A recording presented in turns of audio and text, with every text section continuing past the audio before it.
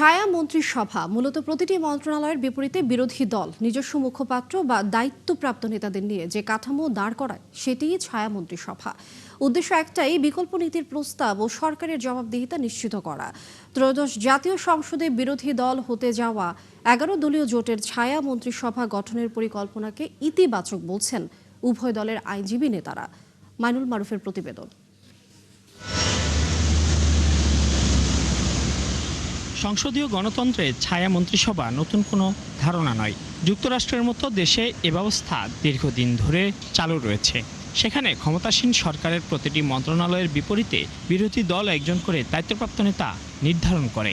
তারা মন্ত্রণালয়ের কাজ পর্যবেক্ষণ করেন, সমালোচনা করেন এবং পাশাপাশি বিকল্প নীতি তুলে ধরেন।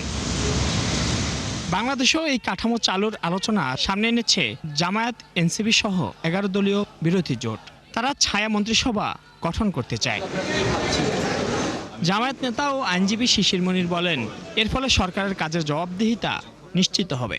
প্রতিটা মন্ত্রণালয়ের এগেনস্টে, বিশেষ করে বড় বড় মন্ত্রণালয়গুলির এগেনস্টে আমরা এই ধরনের টিম গঠন করে ওয়াচডগ বা অবজারভেশন করার জন্য দায়িত্ব দিব।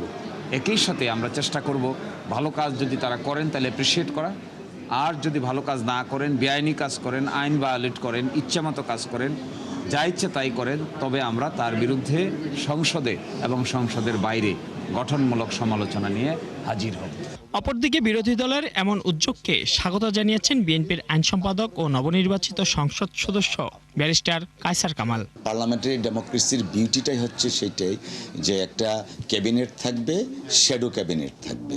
তো এটা যদি করা হয়, আমার মনে হয় যে পার্লামেন্ট মেম্বার যারা ট্রেজারি বেঞ্চে বসবেন তারাও উপকৃত হবেন, আর যারা শ্যাডো থাকবেন তারাও উপকৃত হবে। এন্ড অফ দ্য ডেতে আমরা সকলেই যারা পার্লামেন্ট মেম্বার নির্বাচিত হয়েছি বা যারা রাজনৈতিক দলের কর্মী, আমরা দেশের প্রয়োজনে, দেশের মানুষের কল্যাণে কাজ করি। অতএব আমার মনে হয় যে এটা যদি কার্যকর হয়, সংসদীয় গণতন্ত্রের ইতিহাসে শ্যাডো ক্যাবিনেট থাকাটাই বাঞ্ছনীয়। এতদিন ফাংশনিং ছিল না।